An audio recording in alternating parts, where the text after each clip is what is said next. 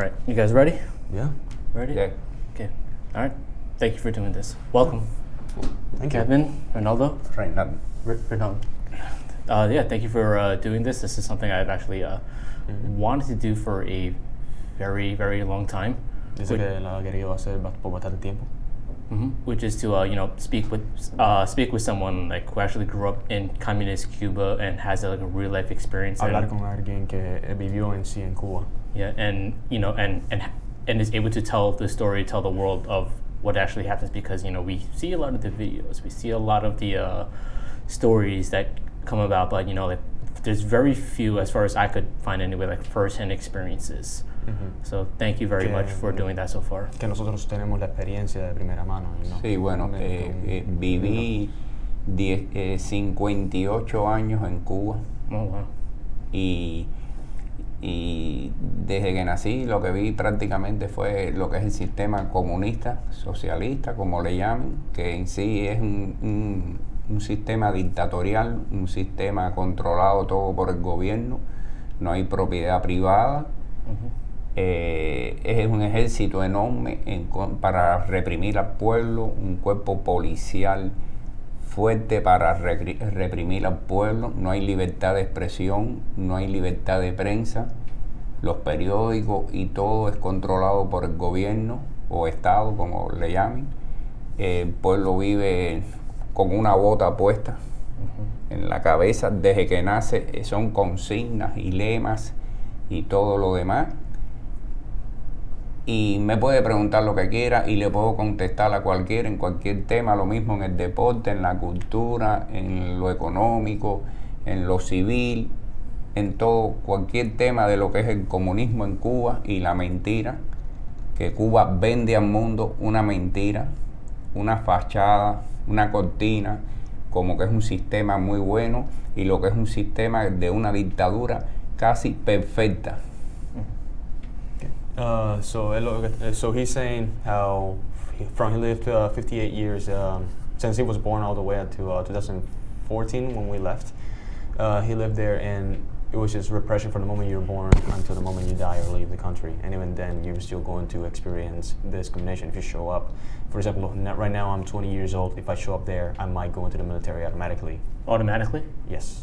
Like they might just launch you into the military, even if you are an American citizen. Like they don't even care. They're just gonna just pick you up and just chuck you right in. You better make a good argument that you're going to cause a huge national problem if you do that. But I mean, who's gonna think of that in the moment when you're getting thrown into the military like that? Is that because you're from Cuba? It's because I'm a Cuban citizen. So even though I resigned it already, they do not care. They don't care. Right. Are you a U.S. citizen as well? Yes. So even though you're a U.S. citizen, they're gonna take you. What would the U.S. do in that situation? Well, I don't know. I'm assuming they're probably gonna make a big, big give us that kid back, or we're gonna be in trouble, because that's big thing. You just kidnap the U.S. citizen. Has that happened? I'm pretty sure that it has already happened, but let me ask him. Tú sabes como que si me mandan ahora para Cuba, es posible que termine la militar en la Armada. No sé, pero Cuba en el ámbito militar, para tener poca cantidad de millones de habitantes, 11 millones, 200,000 personas, tiene un ejército muy grande respecto a la cantidad de habitantes que tiene cuerpos policíacos de todos tipos, encubiertos, civiles, militares, para reprimir y todo, no para cuidar al pueblo está la policía, sino para reprimirla. Nadie puede alzar la voz, nadie puede pedir libertad, porque ahora mismo lo están viendo, que le echan altas cadenas de prisión. Y en el ámbito de económico, Cuba vive 62 o 63 años de una economía paupérrima, o sea, de mucha miseria, mucha hambre. Hay un calor tremendo natural en el Caribe y hay personas que no tienen ni un fan, ni un ventilador. They don't have fans in Cuba, basically, sometimes. I'm sorry? Sometimes people do not have fans in Cuba, even with the heat of the... even with the heat. So they just use hand fans, or they just sit outside, wait for a natural breeze. I mean, are you getting what he's saying? Do you want me to translate that? I'll translate every thing. So for the first conversation, the things that I did not manage to translate, he was basically saying how people are, like I said, what they put on their head from the moment they're born, and there's a lot of propaganda. And the moment that you actually go into school, the first thing that you start with is you start singing the Cuban anthem.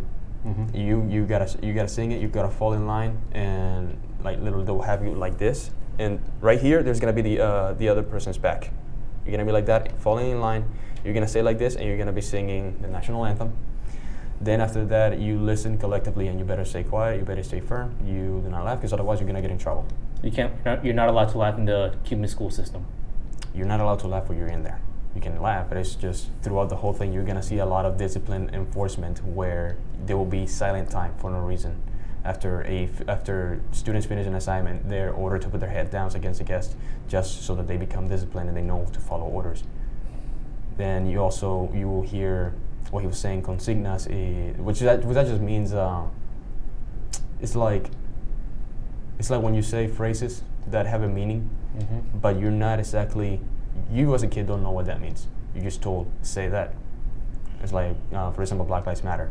It's one of those things. Los periodistas se dicen periodistas y en sí son voceros del gobierno, que todo lo que dan es alegórico a favor del gobierno, donde tienen un cuerpo policial tan grande, un ejército tan grande, el presupuesto del Estado se va en pagarle, en costearle a los políticos, organizaciones políticas, desde los niños, los pioneros, los jóvenes, los militantes del Partido Comunista, la prensa, la radio y la televisión no cobran comerciales ni nada, todo es costeado con el presupuesto del gobierno. Todo ese dinero es para pagar los gastos que tenga la televisión, la televisión, la prensa escrita, la prensa radial, la prensa televisiva. Todo ese dinero, todo ese presupuesto va en función de la coraza alrededor del gobierno. El gobierno tiene una coraza hecha de políticos pagados. La isla fue dividida de 6 provincias en 16 para crear más puestos políticos. Primer secretario del partido, segundo secretario ideológico, todos. Y eso lo que hace es un gasto y gente improductiva que no producen nada. Cuba es uno de los primeros países productores de política en el mundo. Lo único que produce es política, política y política. Y el pueblo en plena miseria y echándole la culpa de todo a los Estados Unidos y llorando miseria y todo eso. Voy a hablar bastante ahora para traducir todo lo que dijiste. Y déjame ahora, yo te digo cuando haya terminado, ¿ok? Él lo edita después, ¿no? Sí, él edita. So basically, on the second part that he started talking, he was talking about how the Cuban military is actually really large, regardless of, in proportion to its people, because a lot of people go into the military because they get a lot of benefits from going into the military, except that you have to be a zealot in order to do that, or at least act like a zealot, which means that some people, sometimes you have worms, sometimes you just have complete, lunacy running the government. And just now he was talking how, the press is the main weapon that they use to manipulate the people. There's not a lot of, regardless of the amount of crime that is going on in Cuba, there's rarely any news touching on that. It's not like in here where they use, fear like that. Instead, they use praise. They praise themselves and blame any other fault that they have into other countries, like the United States primarily. Yeah. He also touched on how, originally there were 6 provinces, which is like, you know what a province is. Yeah. So originally there were 16. I believe now there are 15. So, ¿cuántas provincias hay en Cuba? Actualmente 16. 16. Okay, so there's 16 provinces, and that's all just to segment them and have more control over them. You cannot, if you have, for example, if you cut Texas in half, it's going to be a lot easier to control what's going on in there for an authoritarian state to do that. And it's saying everything like that happened out to the point where there is, in every single block, there are 4 people in which they are in charge of reporting what's going on that segment of the street. Military police. La economía de Cuba. Momento. It's not military police, it's called CDR. So it's the Defensive Revolutionary Committee. And basically, they're just niches. if they see that they got two jobs, they tell you if there's somebody who is plotting against the government or like somebody who's holding the wrong opinion. So just surveillance. Surveillance, exactly. That's all it is. And other times you have this thing called mandatory voluntary work. Mandatory voluntary I know. work. Yes, yes. I know. ¿Qué le dijiste? Wow. Lo del trabajo voluntario que es mandatorio. Oh, sí. Yeah. Yeah, and basically, if you don't show up, you're gonna be. The whole thing is just clean your neighborhood, keeping it clean. Never works. Neighborhoods are always gonna be awful because people, you clean them one time a month maybe, and they just ruin it. So if you don't show up, you're pretty much in trouble. They're keeping an eye on you. It's like, hey, why is this guy not doing this? Because that might just mean, oh, you know, he might not give you anything. He might not care anymore. He might be trying to leave the country illegally. So they keep an eye on that. He was also, like he was saying with the air, Cuba's hot. So, and a lot of the buildings are made out of concrete because they need to sustain hurricanes. That traps in a lot of heat. Yes. So much so that me and my dad, I remember when I was a kid, what we did is we knew around where the bedroom where we all slept in our apartment was on the top of the building. So what we did is we painted that section you're on white. top of the building. That's even worse. Mm-hmm. So we painted it white, and that helped up a lot. But even then, it was awful because the most ventilation some people have is just having their windows and having natural breeze come, which is, I mean, it sort of works because you're by the bay or by the sea. But some people who are inland, it doesn't serve them. And people who are inland tend to have it even worse than people in the capital like Havana. I don't care what kind of breeze you have. 115 degrees is 115 degrees. It is, and you do not even notice it. When I came here, I was using a jacket in Miami when it was 97 degrees. Wow. And I thought that it was chilly. And this is all because of the scarcity of resources that the people don't have access to. He was touching on the amount of control that the government puts into the country. That takes a lot of money to do. Mm-hmm. So people do not have the basic necessities. A lot of the buildings, they're rotten and falling apart. I saw a picture about a couple of years ago of the building where we used to live, and it was covered in moss. There were cracks on the wall, and I thought that was natural. Meanwhile, you see here, for example, this building, it's got wooden plates outside. Like everything is clean, everything is fancy, and you know, you look back, and sometimes your memory is going to mess with you. It's going to make it seem like it was better, or like it was better than it actually was. Yeah, because when you're a kid, you think everything is normal. Right.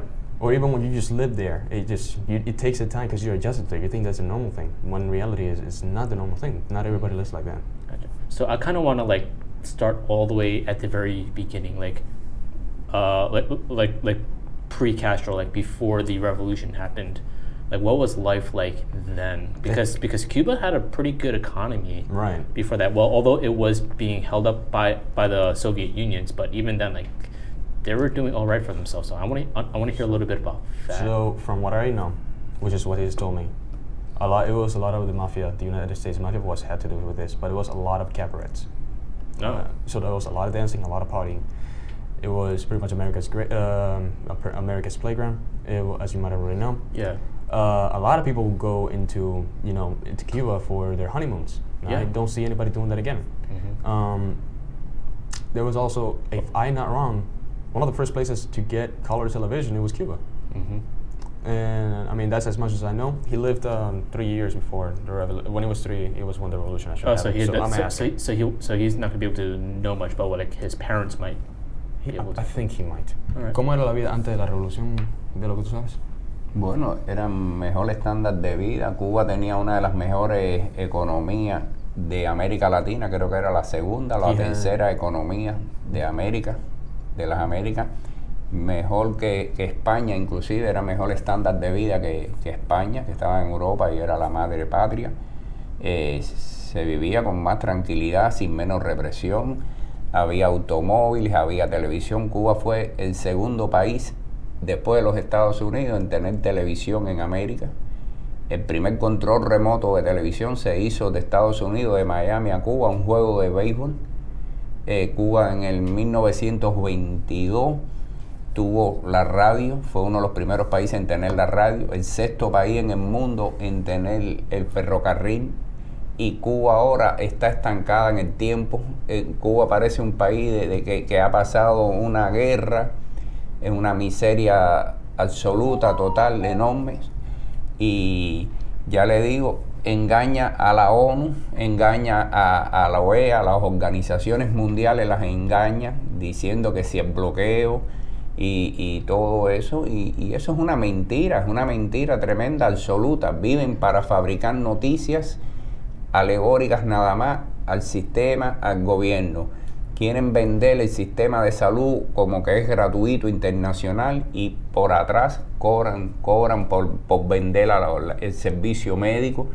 Cuba, el primer renglón que tiene, vive de la remesa familiar, de lo que mandan los cubanos que están en el exterior, como los mismos, los que están aquí en Estados Unidos o los que viven en Europa. Es el primer renglón económico, y Cuba nunca menciona esa palabra de remesa familiar, y es el primer renglón de la economía, y ese dinero lo cogen, ya le dije, para pagarle a los políticos, a los soldados, a la policía, para hacer la coraza alrededor de ellos, y el pueblo en plena miseria, en una miseria total, que no tienen qué comer. Yo trabajé en un grocery, en una bodega, vendiendo alimentos a las personas por una libreta de abastecimiento, una libreta que tiene controlado los productos, que donde dan 6 libras de arroz a una persona, 10 onzas de frijoles, 3 libras de azúcar blanca y una de azúcar brown,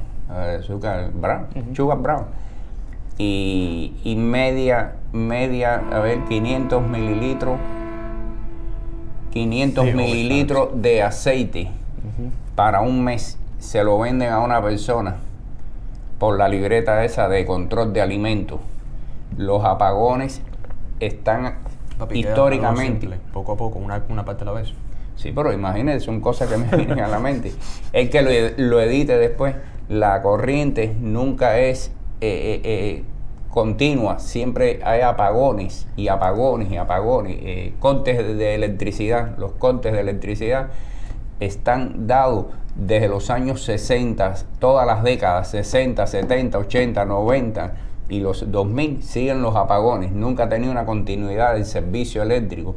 La basura, es malo, todos los servicios, todo en Cuba, nada. Lo único que sirve que ellos producen, ya le digo, es política. Los servicios todos son malos, el transporte es malo, la electricidad es mala, el agua todo malo. Es malo, el servicio, y de mala calidad también. La temperatura, ambientado en todos los lugares que uno va, no hay aire acondicionado en ninguno.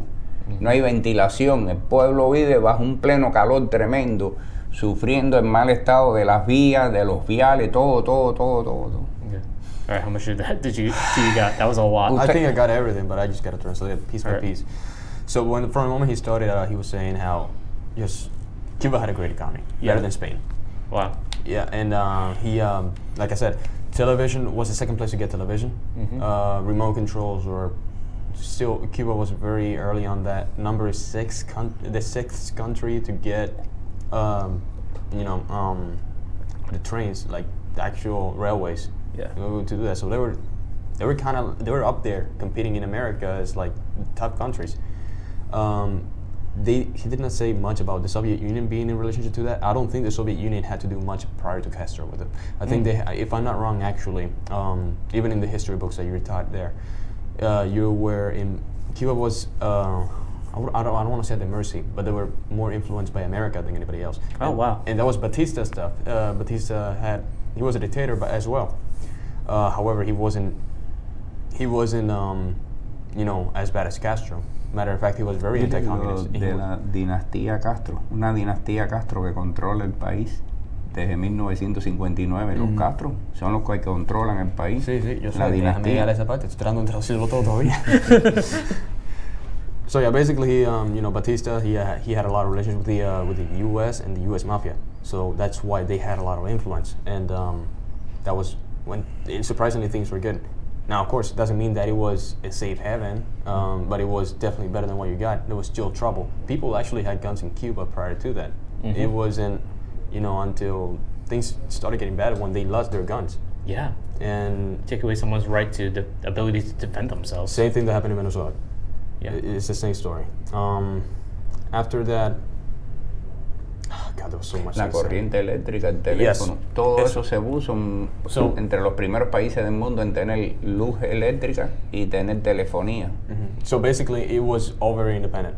It was kind of like here to a certain degree, but you had cars. You had the new cars coming out all the time. Now you see cars from like that time, which is kind of like a signature to Cuba now. If you go there, the first cars you're going to see are going to be old cars. They're 67 Chevelles and stuff. And now everything is, since everything is owned by the government, it's very rare. You will actually see the different plates. You know how we got different plates here by state, right? Well, the different plates in there are how do you get that car? How you get that car? Yeah, because cars will be given to you by a job or by political affiliation to an organization, which is just a government in itself, just a branch of that government, or if you privately own it, which are rare. So it sounds like pre-Castro when Batista was under control. No. That's with Castro. With Castro. No. I'm just so I just want to see if I got this correct. So pre-Castro during Batista's time. Yes. Batista had a lot of relationships with the U.S. government, more so than the Soviet Union, and through that relationship, Cuba had a thriving economy. A lot of underhand stuff probably happened, but that's one of the biggest government. One of the biggest points that that Castro managed to use was the leverage that they were killing communists.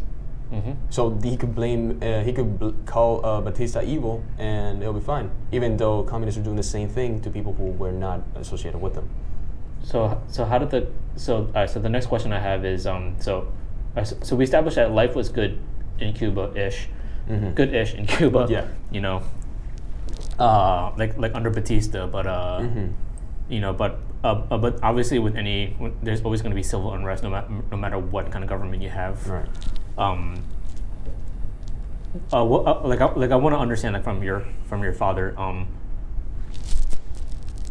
what was the political sentiment leading up to the revolution, people as the thoughts of communism spread, and it sounded like a good. And it sounded good. It sounds good to a lot of people until because on the surface it sounds good. Everybody gets taken care of. Everyone gets their money taken care of. It sounds good in principle, but in execution, it's a terrible idea. So I'll tell you the results of what happened after the communism, which you already said it. They just haven't gotten the time to just let you know. But I'll ask him that question that you said about the sentiment regarding the revolution. Like how people thought about communism at first. I don't think he's gonna know that, but I'll ask him. ¿Cómo la opinión pública con el comunismo antes de la revolución cómo era? Era libre, había diversos periódicos que eran libres, tenían libertad de expresión, habían revistas también con libertad de expresión y todo, y la televisión y la radio eran libres de expresarse. Después que cogió la revolución, tomó el poder, el gobierno de los Castro, la dinastía Castro, censuraron todo y no hay libertad de expresión ninguna ni nada de eso. Todo eso antes de 1959 era libre como cualquier país del mundo, como este mismo país, que había mucha democracia, mucha libertad y varios partidos. En Cuba solo he reconocido un solo partido. Y en 1991 fue que dejaron al pueblo expresar la frase, Dios mío, gracias a Dios. Nada de eso se podía decir públicamente en ningún lugar. No había ningún tipo de libertad religiosa. Déjame empezar allá, entonces ya. So basically he was saying how it was, again, kind of like here, you have multiple news networks, and they were all free to say whatever they wanted. You had, you got catalogs, you got your newspapers, you got your news magazines, they could say whatever they wanted. After that happened, there was only one party. So it was just a communist party, and he was just saying until the 90s, I think, you couldn't say thank God or my God, because, I'm sure you know the relationship that communists have with Christianity, Catholicism. I actually don't. They're not very religious. Makes sense. I do not understand why, but they do not have that at all.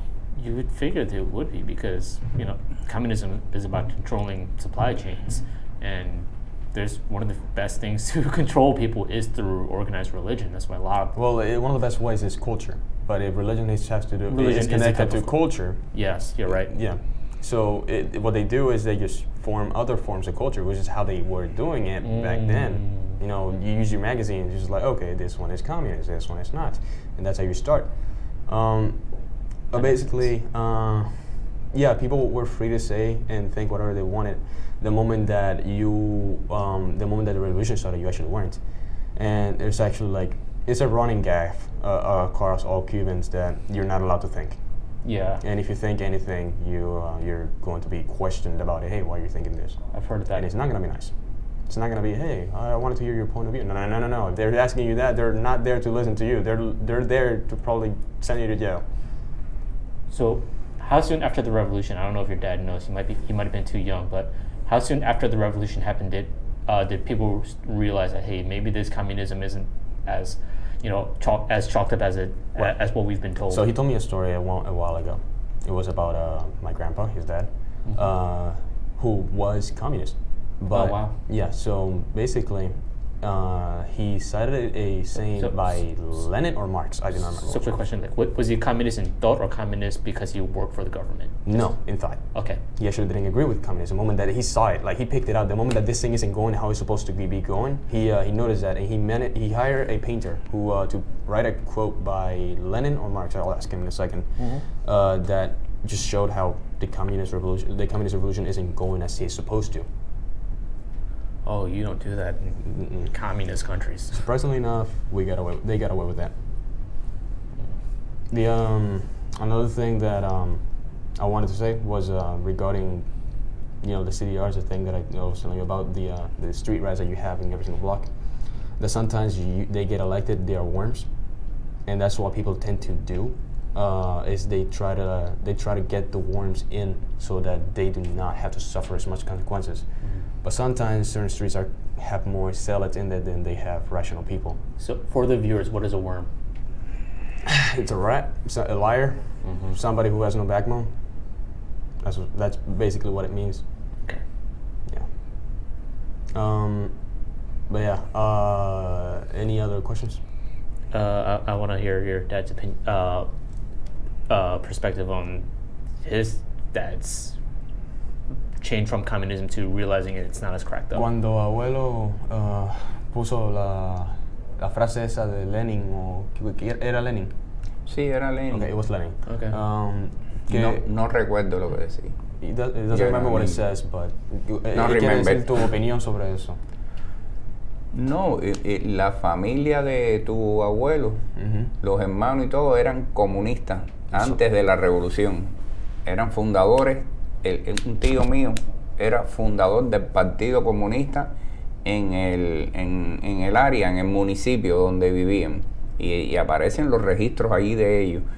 Y cuando triunfó la revolución el 1 de enero de 1959, que empezaron a hacer la atrocidad de las intervenciones y todo, los fusilamientos y todas esas cosas, esos tíos míos y mi papá dejaron de ser comunistas, se convirtieron en contra del sistema de los Castro, que dejaron de ser comunistas cuando abrieron los ojos y vieron, porque el comunismo es bueno cuando está en la oposición, cuando no es poder.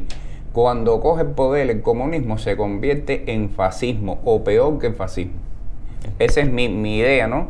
Que el comunismo, mientras no está en el poder, es muy bueno, porque todo es la contrapartida del capitalismo. Pero cuando toman el poder, cuando ellos pasan a gobernar como comunismo, es lo más malo del mundo. So he was saying how I was wrong regarding my grandpa. So actually, I don't know, to be honest. But dile que eso le pasó a mi papá, que eran comunistas antes del triunfo de la revolución. Él era como fundador del partido. Mi papá estuvo preso, mi tío, el hermano de él. Mi papá estuvo preso en el año 33 por comunista. Okay, so in 1933, my grandpa was actually in jail. Estaba en contra del partido político que existía, que era capitalista, que era el de Gerardo Machado. Y estuvo preso un año.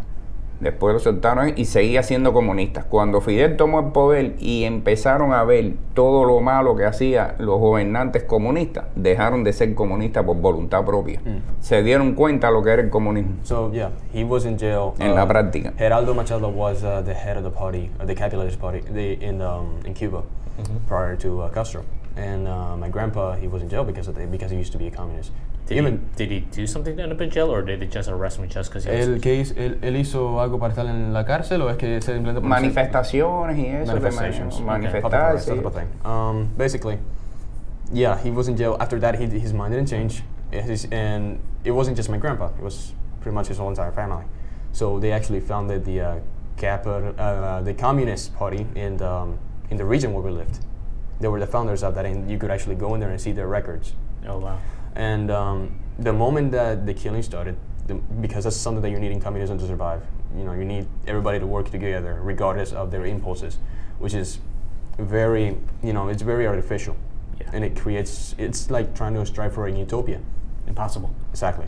So what happens when you have people who are not working and they are being fed by people who are working? You gotta get rid of them. There's gonna be a lot of resentment. There's gonna be a lot of resentment, so you gotta get rid of them one way or the other, and killing is the best way that they could figure it out. So they started killing, and they killed everybody who they didn't like. They were very fascistic, which is what he was saying. Communism turns into fascism very quickly, because you need people, like I said, to move that machine, you need everybody to think alike. No one.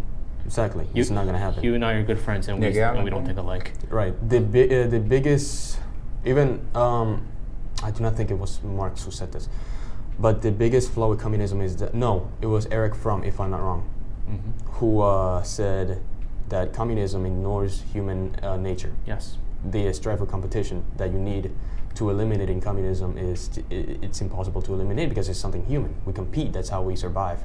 And when you do not have that strive, one, you will not get forward, but also you gotta get rid of the people who want to compete.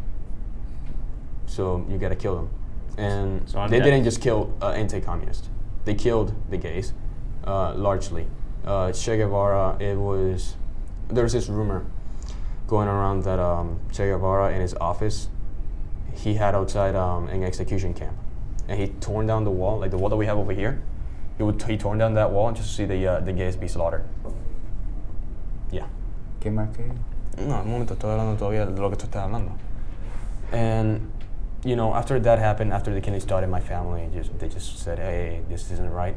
That's when your when grandfather... they flipped. That's when they realized this isn't right. This is not how it's supposed to work. And but it didn't happen there.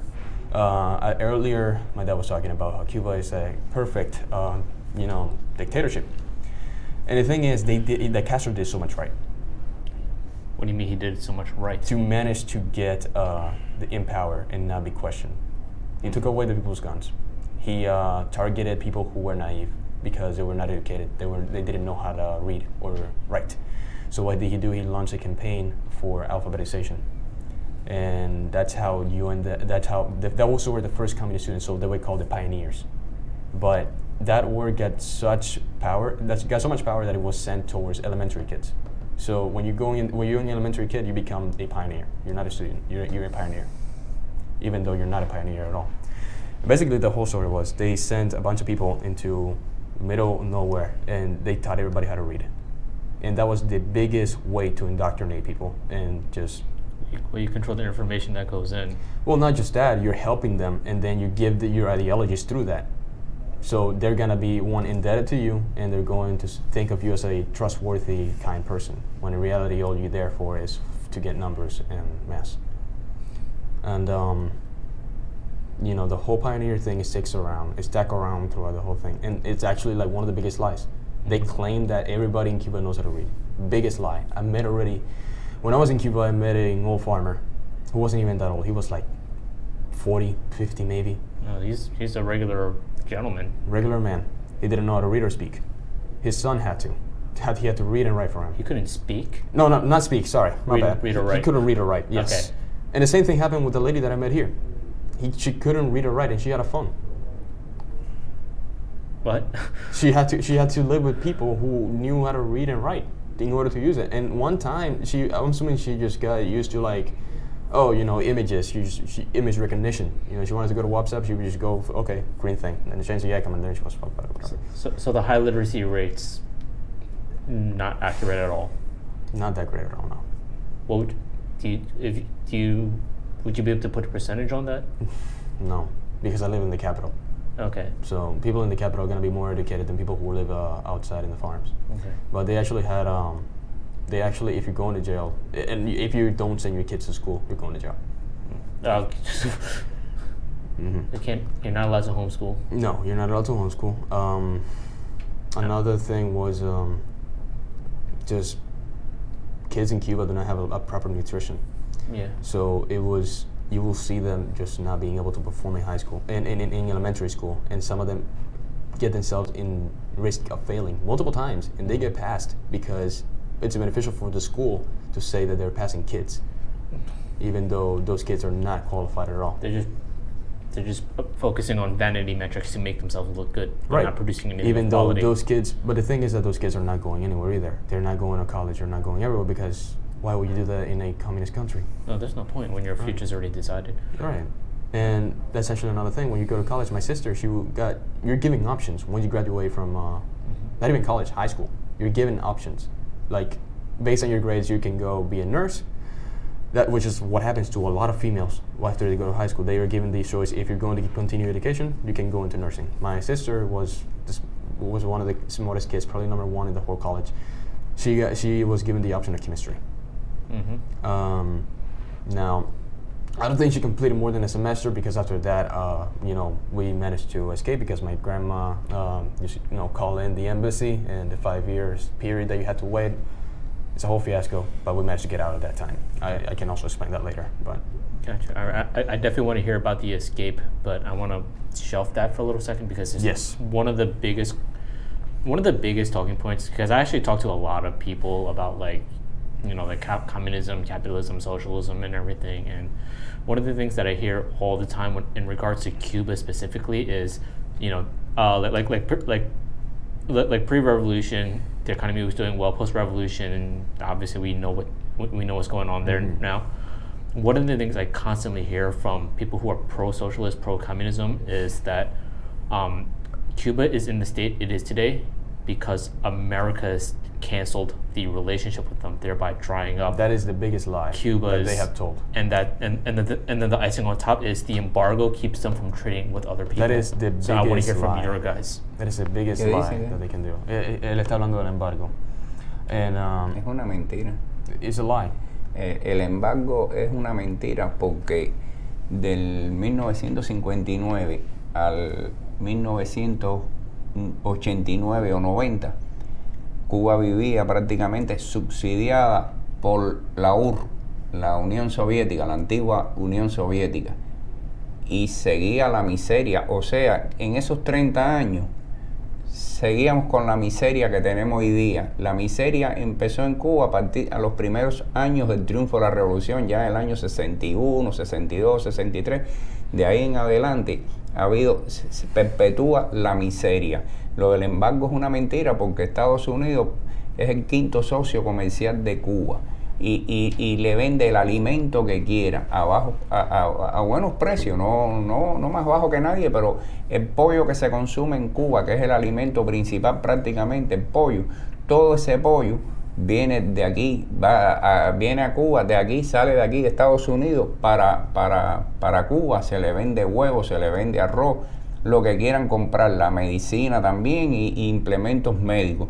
Lo que pasa, no le da crédito porque Cuba es mal pagador. Cuba no paga, por eso no le da crédito, y por la deuda que tiene Cuba con los Estados Unidos, porque a inicio de los años 60 nacionalizó la industria americana que estaba en Cuba y no los gratificó, no les pagó, no les dio lo que tenía que darle, el dinero que tenía que darle por nacionalizar las refinerías de petróleo, los centrales azucareros. La industria americana que ejercía en Cuba fue nacionalizada por el gobierno cubano y no pagó, y por eso es el embargo, una de las cosas del llamado embargo, que no es un embargo. Estados Unidos lo que no le hace préstamos bancarios, porque Cuba no paga tampoco, Cuba no le paga, y Cuba le debe a muchos empresarios de muchos países del mundo.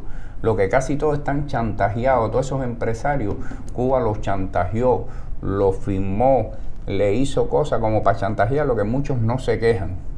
Y el gobierno cubano es una mafia, el gobierno de los Castro es una mafia. So the main thing that he touched about is Cuba's debt to the United States. Okay.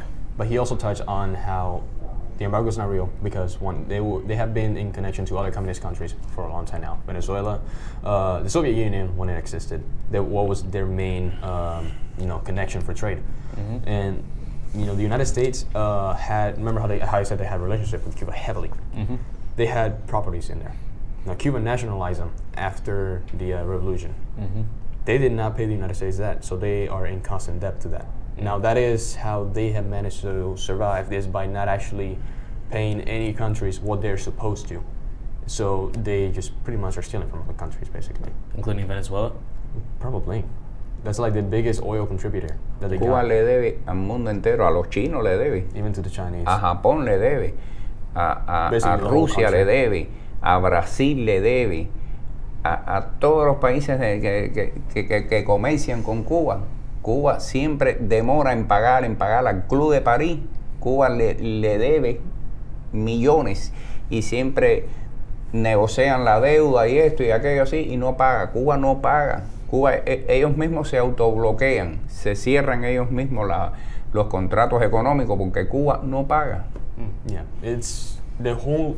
They have managed to cut themselves out of the other countries by just not paying, so they just don't make good business. So that's why people don't want to trade with them. It's not because the United States is keeping an embargo around them. The embargo doesn't make any sense in the first place because the United States doesn't gain anything from that. They're not exactly a threat since the Es Cold una War. justificación al desastre económico. Es una justificación al desastre económico y al mal gasto del presupuesto del gobierno, que lo coge, ya le digo, para pagarle a los políticos, al ejército y a todos los demás, y la mala administración y más el robo que tienen, el fraude que tienen también, que tienen millones, todos tienen cuentas bancarias y todos tienen dinero y buen estándar de vida respecto a cómo vive la población, que vive en los niveles de pobreza más bajos que se pueda tener. Y estamos en 2022, ¿no? Sí, 2022. Y hay personas que no tengan un fan, un ventilador, ni un ventilador, un fan.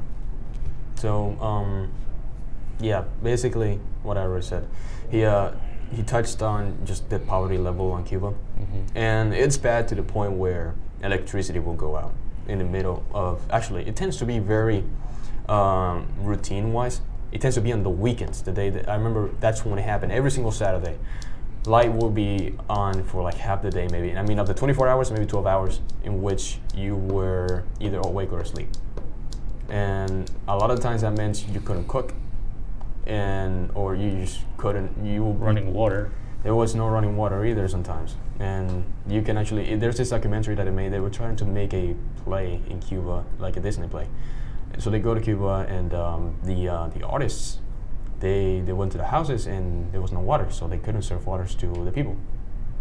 And another thing is that there's no clean water running from taps.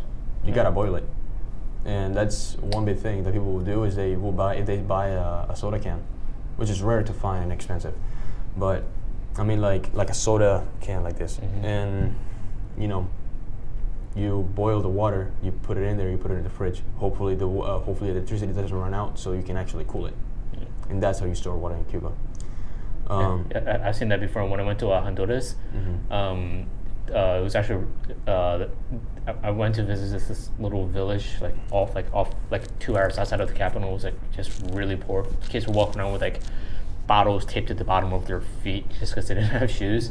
And they collected they just had like pots and pans and like cups like all over the place, just trying to collect rainwater. That's something that people would do. Que cuando fue a Honduras era una situación muy similar, que los niños tenían que ponerse pomos de agua en los pies porque no tenían chancletas, o que andaban con jarras de agua de lluvia para tomar.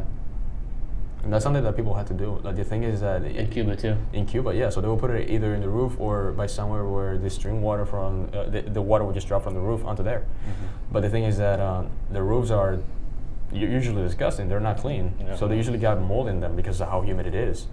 And it's just you're going to die if you drink that and you don't boil it. Yeah. So a lot of the water gets lost. So I just want to just revisit like the like where we were like 5 minutes ago talking about the like trade relations. So So was it that? So Cuba hasn't paid any of its debts back since people stopped trading with them. Did they stop paying their debts because they ran out of money, or just because they said like "F you" to all these other countries? I do not know that. ¿Qué pasó? Que la razón por la que no pagan las deudas era que si era porque para ser mala gente o porque simplemente no tenían dinero. Para ser mala gente. To just F you. Yeah. Yeah. Porque Fidel Castro era un demagogo, un mentiroso, vivía de la mentira y mentira. Y perpetuista, lo que quería era perpetuar en el poder. Lo logró todo el tiempo, desde los 33 años hasta que murió. Fue el presidente de Cuba, el dueño de una isla con 11 millones de habitantes. Y no dejaba a nadie, y era un totalitarismo.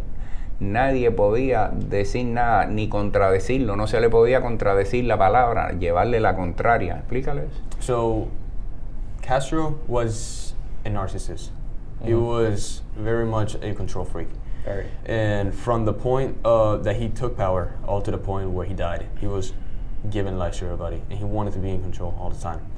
You can, there's one of the girlfriends of I believe Castro's son, who lives currently in Miami. I think she's old now. Mentiroso. I remember hearing a story of how they were fishing for a shark in a yacht, and something about a storm coming. And Castro was just like, no, we're staying here until I catch a shark, and nobody would ever say no to him. But even if the storm was coming, he didn't care, and that's just how everything was. And he would always try to give this demeanor of like power by wearing his green army outfit, and you would see that in every picture. He was really good at manipulating people, establishing control. And I've never seen a picture of him without that outfit. Exactly. Actually, there's only one picture, and that's when he was young, studying in the university. Oh, that doesn't count. Exactly. So yeah, like the whole reign that they got is a cutthroat reign, which is the only one that you can actually get when you're a communist, because people are gonna fight for power. And one of the things that young socialists say is that, oh, if I was in charge, I would do better. And well, no, you wouldn't. Well, either they do, or they get killed. Like that's which is the most that happens is it's very cutthroat business. Everybody there they're not there to help the people. Very few people are there to do that. They're there to gain power for themselves. And that's how you control them. You get power for yourselves. And if you look at the Castro family right now, they're all narcissists. They think they're better than others. Yeah, including Raul. Mm-hmm. But you just look at the younger ones. They think that they are the best. They dress in the ways they dress in the way that the youth of Cuba would dress to show that they're rich. They dye their hair. They wear everything they can that is golden, and that's just because they have this sense of superiority towards the rest of the people that the rest of the people don't see. If you look at how a regular citizen dresses in Cuba, dude, they look like crack prostitutes. And it's not like it's rare to see a man wearing a shirt in Cuba or underwear. If you have underwear, you have a luxury. Oh, people do not understand that. Yeah. I got first world problems. ¿Qué dice qué? Que le estaba explicando que la pobreza de Cuba, que la gente, la ropa que tienen es una mierda comparado con lo que tienen los Castros, y que si tienes calzoncillo en Cuba tienes un lujo. No, es muy dura la vida, muy cara. El cubano es el país más religioso del mundo porque vive de milagro. Yeah. He's saying Cuba is the most religious place in the world because they live on miracles, but that's just a joke. Another thing that religion-wise, once they actually started opening up to religion, you saw a lot of religions from Africa coming up. So, yes. You know what Santeria is? Yeah. So that started popping up here around the 90s, and that was the one that caused a lot of troubles when people were starting to kill chickens, cats, goats. Yeah. The same problem happens in Cuba, except nobody bats an eye because the government doesn't give a damn about religion. So Catholicism is often, it's Catholicism and Santeria, they're like the most popular ones, especially in Havana. But you will see in every single corner, when I used to walk to school, it'll be like 10 blocks, I would just walk by myself and some friends that would just meet along the way. And you will always see like a coconut with the head of a beheaded chicken, or featherheads, things like that.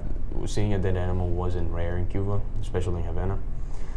And it caused a lot of problems because people didn't always like that. Yeah. And they didn't want to just see a rotten animal in the middle of the street, but they were always the religious people, and it created a lot of problems too. And that's just to show you the amount of the basic living standards that people have, that they just do not have care for animals. And if you actually look at the way that people behave in Cuba, it's very cutthroaty as well. People will ditch each other under the bus if to gain something out of it, because people think that, if you were just a nicer person, communism could work. But when things are bad, when you don't have enough resources for yourself, that's when you start worrying more about yourself than you worry about others. So you're going to end up taking up evil actions, such as stealing or lying or just outright murder. Just because you're trying to survive. Yeah. I got this cousin who got stabbed multiple times for a bottle of rum. Bottle of rum? Yes. And ¿Qué más qué? No, le estoy contando la historia de la familia de nosotros, o sea, los bajos niveles de vida que hay, hasta que la gente se está apuñalando a sí misma por una botella de ron. No, pero ya eso es chisme, aprendí que no. Eso es lo que él quiere. Él quiere la vida diaria de nosotros. La vida, mucho calor, Cuba, mucho calor. Mosquitoes are also one of the biggest issues that they got there. And they're carrying malaria and stuff. Muy bajo And el HIV. Oh, shoot. Yes. So they got campaigns trying to kill mosquitoes everywhere, and they will find you if you got like water left, like anything that can hold water left outside. They'll find you for that, or they will put mosquito poison on your water, just so that you can just the mosquitoes will not sprout there. I don't know if it is easy to drink, but I wouldn't dare to try it. Debido a la escasez, al estándar de vida tan bajo que hay, se exacerbó, subió la prostitución, que es prohibida, subió la prostitución. Las mujeres jóvenes se prostituyen por una licra. Explícale eso. So they don't have anything else to do. Prostitution is very big. It's like the biggest thing that they La got. corrupción también, todo es corrupto. Si vas a rentarte en un hotel, ahora que es permitido, antes no era permitido, y no le das de la carpeta, le das un dinero extra, no te renta, te dice que no hay habitaciones. Todo es corrupción, todo. Un médico, si no le haces un regalo, no te atiende o no te ve o te dice que no puede. Así, todo es corrupto debido a la escasez, a la miseria. One of the biggest things that they say, that they claim is, you got free healthcare and free education and free pretty much everything. That was my next question, actually. Yeah. So Perfect. The only way that you're going to get good healthcare in Cuba is if you give the doctors a gift. What gift do you have? You need to give them something, anything, toothpaste, a soda can, anything that you can, and those will be good enough to get yourself a bribe in. But even then, some things are just not in your power. My grandpa almost died during an operation to the cervical hernia over here, and then the electricity on the hospital ran out, and That's the worst place to it. And the generators didn't turn on, so he lost a lot of blood. And by the time he finished the operation, he lost control over one of his arms. Yeah, that was going to be my next question, which is like a lot of people say like in communist countries they have like free education, free health care, and But that comes at a price too. comes at a huge. Because you're not making as much money anymore, and the doctors do not want to, even if you go to a hotel, even if it is something is free, even when there is not free. If you go to a hotel and you want to book a room, they're gonna tell you there's no rooms, and then you gotta give an extra $20 maybe American dollars, which is like 20 what a peso is. And that just causes a problem where you gotta pay for everything, you gotta pay for more, and it's gonna be impossible for you to get anything you want. A lot of people from the United States that are from Cuba, they tend to go back if they need to get braces, but even then it's not the best braces ever, so I don't know why you would do that. But they think, because I can get it for free. It's not gonna be top of the notch, it's not gonna be the same quality here. They're not gonna have the same equipment or the same amount of equipment. Yeah. Sometimes you might not even have anesthesia. Yeah. I actually saw a video of this woman who she actually went to Cuba to get braces done for free, and she was bragging about it, and then she did like the 3-year follow-up, and they showed how her teeth actually got completely mangled. ¿Qué dice? Le estaba hablando de cómo la medicina es gratis y todo eso, pero que también es una mierda lo que te dan. Y el servicio es malo, es malo, es malo. Y la hospitalización, estar hospitalizado es muy mal servicio, los baños rotos, todo, porque So hospitals are usually, el servicio es it's malo. horrible. The bathrooms are sometimes broken. It's like a high school bathroom quality of stuff. Sometimes high school bathrooms have better quality than the Cubans ones. Oh, that's scary. El Estado no gasta dinero en eso, no invierte en eso, no suelta el state doesn't dinero. invest any El money into presupuesto se vaya, le digo, en la coraza alrededor del gobierno y el ejército, la policía para reprimir al pueblo.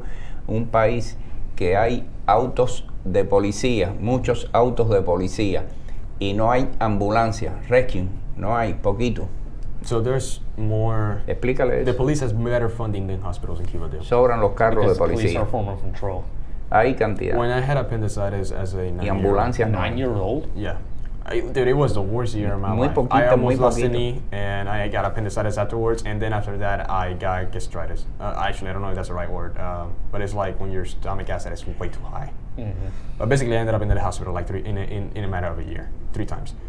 And the first time, it was just an infection on my knee. Probably scraped my knee against the dirt, and then just got infected, got swelling. There were no proper antibiotics for that. So there was the antibiotic pills that you can take here, nothing like that. The creams that you can put on, nothing. I had to sit in my bed with my mom, just like opening an incision with a needle and just stretching it out, trying to get it out. It was painful. There was no anesthesia for that. And that went on for months. Well, for a month until I got to the hospital. And you know what they did? They cut it open. They widened the hole with these scissors.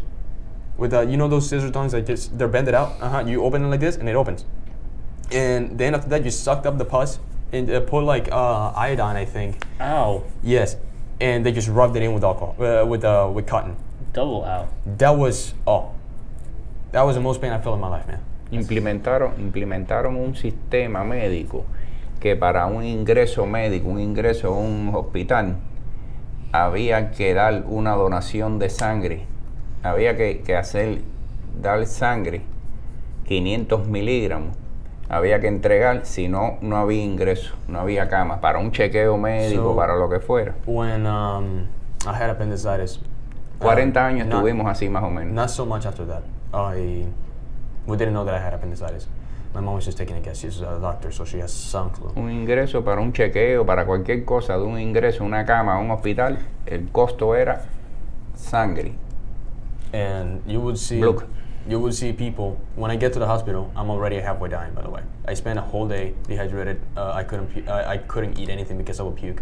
If I drank water, I would puke. So I was pretty messed up. I thought I was gonna die. And my mom and my dad just go in. My mom is dressed like a doctor so that she can just bypass all security and just give herself some authority points. Hey, I'm a doctor. Let me through. And she goes in, and if I wasn't as pale, they probably wouldn't have let me in because there was a huge line for the emergency service. And then they finally get me in. And when I wake up in the middle of the night, I have my arm out, extended out, and my head is also popping out. And when I open, I see that there was just a bunch of blood on the ground. That was not from the surgery. That was because the thing that they put on your vein had fallen out. Oh. Yeah. Yo ganaba más. And I was bleeding like a lot.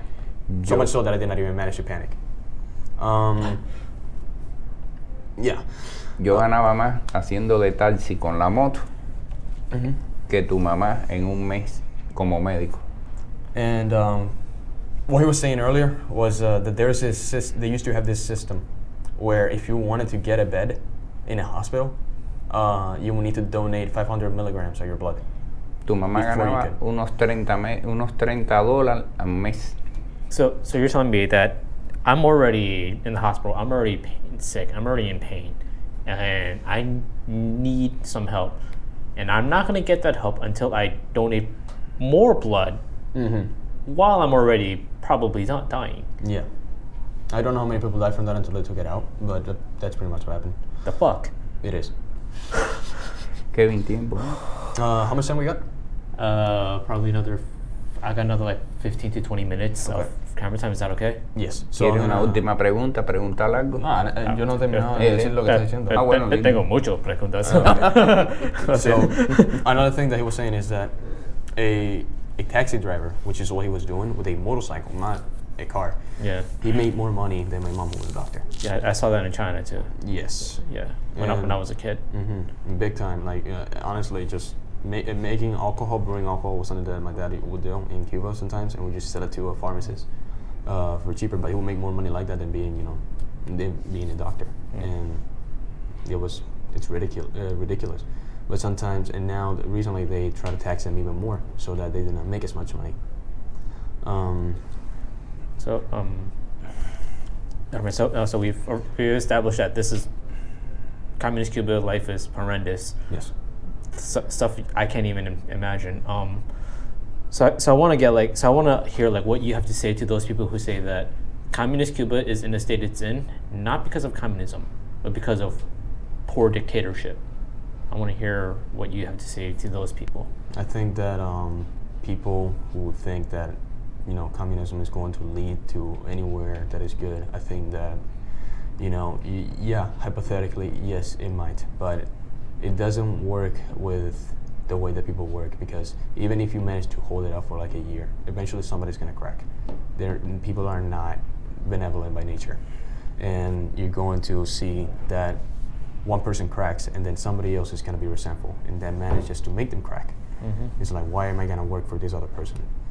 And that is going to cause problems. It's going to cause a lot of chaos, because it's like a domino effect. One person falls, the other one falls, so on and so on, until eventually there's just chaos. And then what happens? People who want power, people who do want the power and were there initially, they're going to go and get it.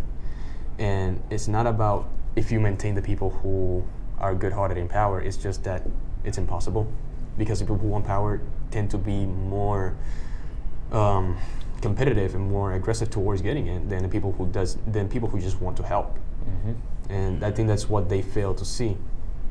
And they're gonna try. Of course, there are always gonna be efforts to try communism out, but you're gonna see that the larger it is, the larger the population you want to try it on, the harder it's gonna get, because you cannot manage people. No. And maybe if you had, sure, it might work with a family who loves each other, and they can all work and they can forgive each other. But just make it to families, you're gonna see a lot of problems. Especially in the form of, why does my family have to work more than this other family because they're very lazy? I'd say that even inside a family structure, communism doesn't work, because you see it with rich families all the time. Whenever the rich father passes away and he has to give away money to the kids are there's always a lot of legal strife and battles going on. They're like, how come he got? That's why I said a family that loves each other. But love is not exactly something that is taught in communism. They're very anti-religious. That is not to say that if you make a religious communist community, that isn't going to help. It's not. It's going to be the same resentment. It's going to be the same thing. And you cannot take away human nature. No. All right. En Cuba nadie puede criticar al gobierno. Nobody can criticize the government in Cuba. Uno puede criticar, el gobierno critica al pueblo, lo que haga el pueblo. Estaban haciendo esto, estaban haciendo lo otro, pero al gobierno nadie puede criticar. Es de arriba para abajo. Nadie puede criticar para arriba. So the government can criticize you, but you cannot criticize the government. And I remember when I was a kid, that was one of the lies that they tell you at school. Is like, oh, you can go up to an office and tell the whoever's at the head, I don't like what you're doing, or I disagree with you, and you can do that, but you're gonna have consequences. There's gonna be consequences with that. I don't know. I never tried it. Do you know anyone who's ever tried it? Oh, I'm sure he does, and you're gonna see a lot of political persecution. A lot of people go to jail, and he was saying it earlier. A lot of people just go to jail because they don't like it, and they get sent to jail. That is just horrible. One of his friends, I remember he told me this. You're put in a room that is dark. There's only a light that flickers, and it's not like a fancy light like this. No. It's like, not even close to that. De los presos políticos. Si tú conoces a gente, los presos algún preso político, algún amigo tuyo estuvo en la cárcel por manifestarse. Entonces yo le estoy contando del amigo ese tuyo que lo dejaron en una celda que estaba oscura, que había una luz nada más. Ah, sí, porque en Cuba no dan golpes físicamente, es mental. It's not physical strength. Uno te ponen en un lugar donde no sabes si es de día o es de noche. You don't know if it's day or night.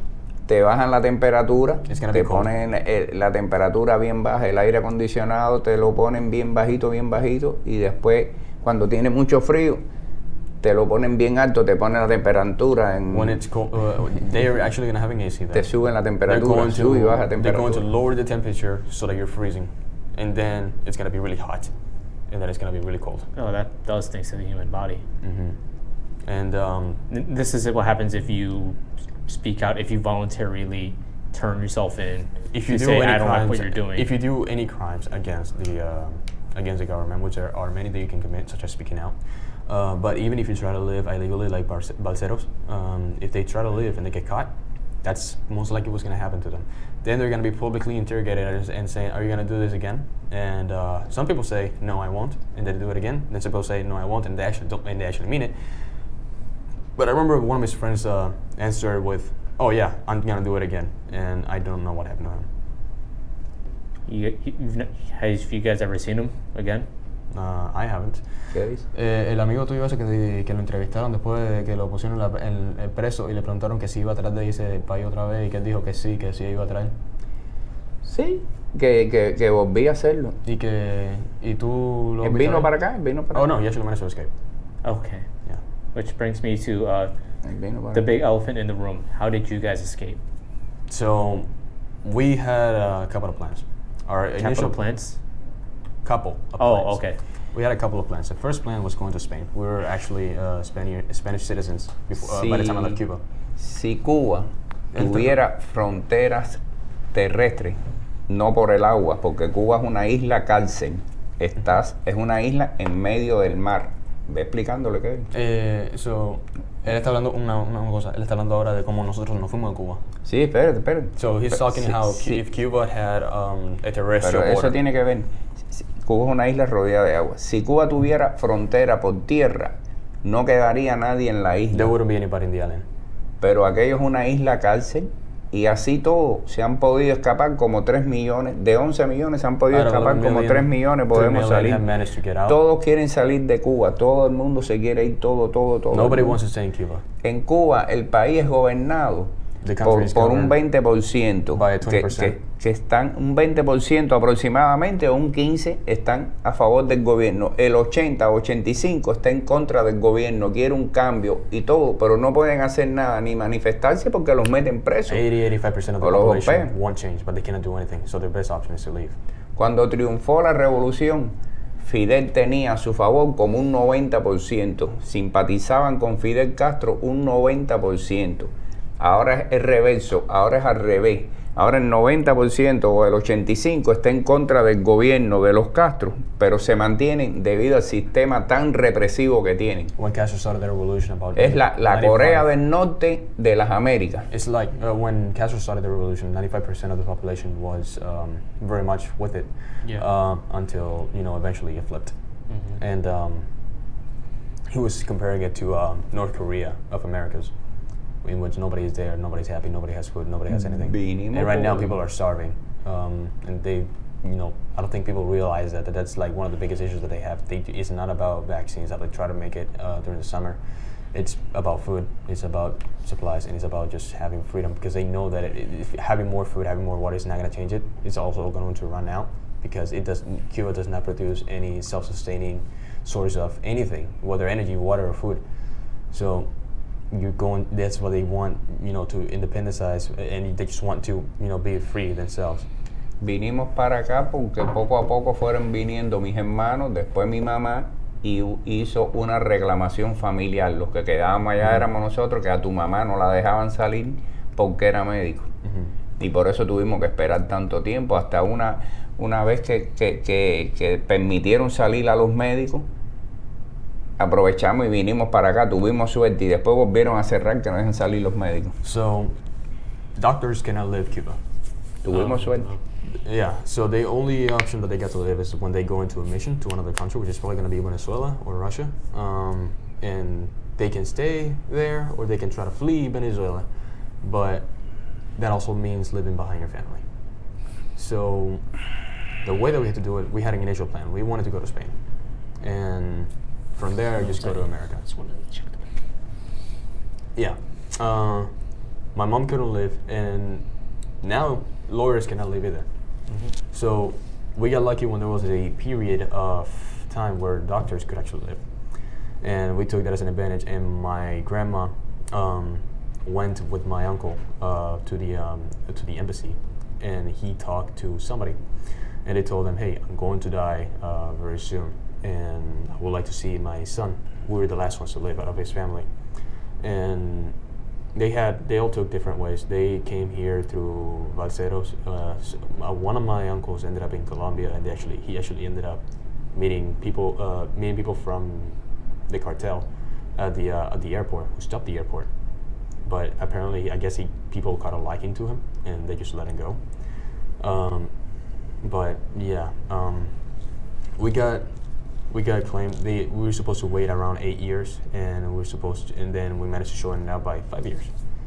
So during that period, we managed to escape. But even then, it was secret. We ended up leaving at 4 a.m. in the morning to the airport, and we were trying to make it as silent as we could. We tried to sell as much property as we could, so that everything that we had, our beds. I had a console PlayStation 2, so that thing got sold as well.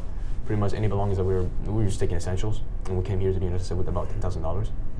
So yeah, we just left 4 a.m. in the morning, went to the airport. I hugged my grandpa one last time before I saw him again, and then he just died before I could even see him. So we left, and the whole process was just a lot of background checks. So my mom was terrified. She thought that we were not gonna make it. And I remember when they pulled me out of school. I was in 6th grade at the time. In finals, my mom decided she was not sure about this at all. So she decided that I should keep going to school while my sister was at home because she had just finished university. So. Well, she hadn't finished. She hadn't finished university. So she took like a semester. The semester ended, and she didn't show up again. But I kept going to school, and the last day was an exam, and I had like a week before leaving. But my dad had to request for my transcripts. Luckily, he had relationships with the principal of the school. He knew her because when he used to work in a bodega, he knew that she was an alcoholic. So he actually bought him a bottle of rum and just gave it to him, and then they traded it for my transcript. So we managed to live like that. And even when he worked at the bodega, he made almost as much money as my mom did. And that's when you actually see the misery that people live in, because people are given a set amount of food. You're given like this notebook, and that notebook is what determines how much food you're getting, how much oil you're getting for a month, and you gotta make up with it. I remember there was this thing called a diet chicken, which is like chicken that you eat, but it's like really skinny, and it will only be chicken legs. So you will get like about a chicken wing, maybe a chicken nugget of this, or chicken per chicken leg. Now I was really skinny, so I don't know how, but they managed to make it. Oh yeah, I was underweight. That's what happened, and because I was underweight. My mom managed to, make some arrangement in which I would get more meat than normal. So sometimes you will see beef or at my house, but it was still rare. Most of the time we'll be eating grinded meat that will just be grinded turkey. It would just be grinded turkey, and that with rice and beans, and that was all that a family dinner is in Cuba most of the time. And sometimes people have to get creative with just making some recipes. I've seen people eat weird pastes made out of meat or just vegetables. Sometimes they make during one of the rallies that they make just to try to indoctrinate you, which is called the CDR defense. When all the primary elementary students they go out in the middle of the night, they will make a huge fire and they will go around just singing about the government and how great it is. And I don't exactly know what they do, but they just go in torches and they just walk down the street and they just march, singing. And sometimes they will make this stew, which it will be largely vegetables, but it will be I hate it, but it's like the biggest mix of vegetables that you could get because there was barely any meat. And if you actually got meat, it was something. Like it was a good day. Oftentimes, the best way to get meat, I have heard of people who would rather eat meat that was covered in shit than something that was hanging in a meat place, because they knew that the one that was covered in shit, that was new. The one that was covered in flies, that thing was rotten.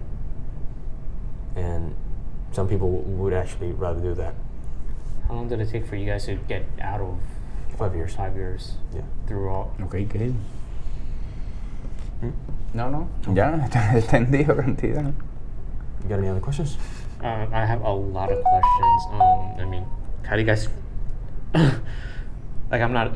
This is a lot of emotional stuff here, guys. Are just unloading right now. It's crazy. I mean, I guess. How do you guys feel about like Canut? Who? Canut? Yeah. So my dad actually has a strong opinion where he doesn't like him. Nobody likes him. ¿Qué te preguntó qué? Canel. Yeah, Canel. Es una marioneta. He's a puppet. Es una marioneta. Es lo que le digan la familia Castro por atrás. Es una marioneta. Castro is still the one controlling everything. Even with it's just Raúl, it's just a proxy. No tiene ni voz ni voto. Es lo que le digan. Es dirigido.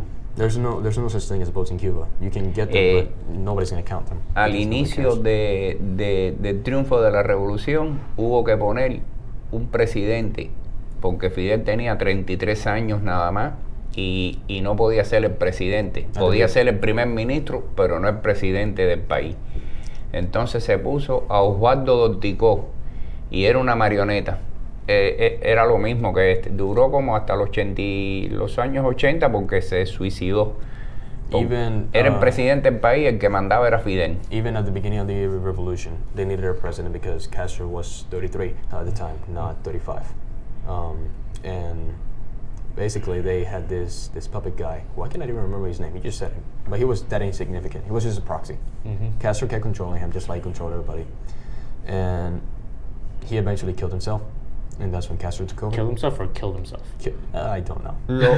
Lo único que puede salvar a Cuba sería un Gorbachev. ¿Qué es eso, Bobby? Gorbachev fue el que convirtió la Unión Soviética en Rusia. Y lo único que puede salvar a Cuba es que aparezca uno, que nombren a uno sin querer, sin saberlo. No sé si me entiende. Estoy explicándole. Que sea como un Gorbachev, que tengas ideas y que se lo permitan hacer, porque estoy seguro. The only thing that would save Cuba is somebody like Gorbachev. Do you know who that is?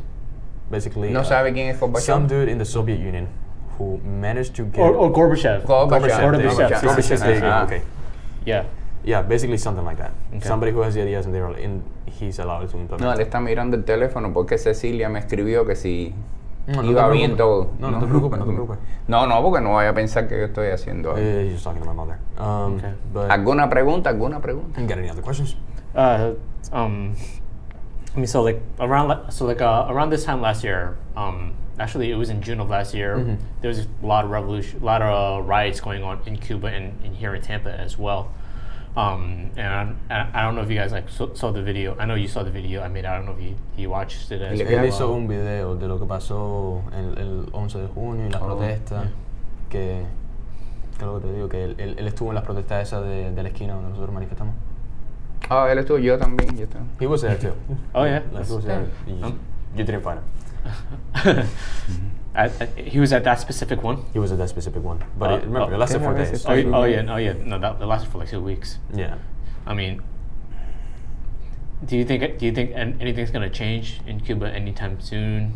Do you think that's a sign of like things moving forward, or are the Cuban people just like screwed for like the next several generations? What I got is that the youth is realizing that the government is not for their side. The youth in Cuba.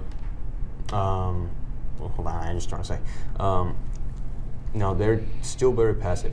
They're very. They don't want to start out a riot. They don't want to start out any violent because all this stuff. Right, because I mean, they try to do it, and what happened is more people. When it was over, the government came and killed a lot of people, shot them, no mercy in their homes, and they just overall mutilated them. They were hitting women and breaking their foreheads, or just a man just walking with his guts out on his hands. It was not good, and all of this resulted from those riots. All of it resulted from those riots, and they were turning kids against their own, against their own families, just giving them shields, just so that the families wouldn't hit the kids and the kids wouldn't hit the families. And I don't think that I don't want to sound like I'm pro-violence or anything like that, but they need to realize that they do not have a voice. The talking is unnecessary. They need to actually, take action. What can they do though? Like I said, this is more on the violent side of things. On the more violent side of things, Cuba, the way that it is built, is a. Kevin. Muy joven. Okay. Cuando Cuba, Cuba is built it's like a concrete jungle, and everything else is just jungle straight up. So guerrilla tactics would really work really well, but the thing is that again, people are broken by fear. So I don't think that until they realize that that staying quiet, that staying passive and waiting for somebody else to listen, I don't think that so long as they think like that they're going to be able to manage anything. That's tough though, because the last riots 33 years ago also resulted in a lot of death and disappearances as well. I remember when he told me he was younger. He saw a bunch of people manifesting at the beginning of not at the beginning of the revolution. He was like 20, and just black bands showed up out of nowhere, beat them up, threw them in the black bands. They disappeared. It's tough, man. Mm-hmm. But that's the thing. I think that they have to do something. They don't have to be open. They just have to be able to gain power one way or the other. But even then, once that state of power is taken out, say the communists are taken out. First thing that's going to happen is just going to have a bunch of different parties popping up. It's going to be like in Germany prior to the Nazis in World War I. You're just going to have like 16 parties all showing up, depending on their ideals. Very few are going to want to unite. And if they do, it's going to be very fragile. It's going to be bloody. It's going to be bloody. The first, that's why they want, some people want the United States to take over, because a power like the United States is not going to be rebutted against. Yeah. Especially when people in Cuba, they either idealize the United States as a better future, or they just already hate it. But the people who hate it at this point is so small that it's insignificant. Yeah. No, ¿De qué habla qué? Que si él está preguntando qué pasaría, qué pasaría en los 50 años que si tú y yo esperamos cambio en Cuba. Yo le dije que no, porque la gente no está tomando acción. No, porque no toman acción, porque es debido, la gente se piensa que el pueblo cubano es muy cobarde. No es muy cobarde, es tan grande el sistema represivo, tan fuerte, que el mundo exterior no imagina el sistema tan represivo que tiene Cuba. Dese cuenta que en cada cuadra, el CDR, ya se lo expliqué. El CDR, hay como 3 personas que pueden dar información sobre una persona. Usted va a aplicar para un trabajo, no sé si me entiende. Vas a aplicar para un trabajo, ve traduciendo, uno puede ir traduciendo. So he's saying how the government is so powerful, they got so much control over the people with the CDRs and the warrants and everything. Y van al lugar donde uno vive y le preguntan por Kevin. ¿Qué tal Kevin? No, si esas 3 personas que están autorizados a opinar sobre Kevin. 3 people are allowed to have an opinion over 1 person, and that's enough for the government to make a decision. Dice, no es revolucionario, no le dé el trabajo, no se lo dan. My dad, I was actually unemployed for 4 years because he tried to leave during the whole Castros thing. Yeah. And for 4 years he couldn't find a job. Es un control increíble. Blacklisted. Exactly. Es un control increíble el que no se ve. Right, well, so my main camera is dying, so I'm just gonna get a couple more statements from you guys. Is there anything that you guys want to share with the world in regards to this topic or in general? Either one of you. I think I said enough. ¿Qué dice? Dice que algo más que quieras decir sobre Cuba. No, sobre Cuba, que las organizaciones mundiales como la ONU y eso, que están engañados sobre Cuba, Cuba los engaña, el gobierno de Cuba los engaña hace 60 años y no le creen al pueblo. Lo que es que vivir en Cuba para saber lo que es el comunismo, para saber lo malo que es el sistema, lo represivo que es una superdictadura casi perfecta que tiene aplastado al pueblo que no puede alzar la voz. Los que alzaron la voz el 11 de julio del 2021, le han echado condena por gritar libertad, por manifestarse, por decir libertad, le han echado de 15, 20 y 30 años. He's saying how the global organizations outside of the world are being constantly lied to by the U.S. government, and they trust and they decide to believe it rather than the U.S. citizens, such as like the UN, who doesn't do anything regarding the Cuban situation, in which if they manifest or they speak out, they get 15, 20 years of prison at a times.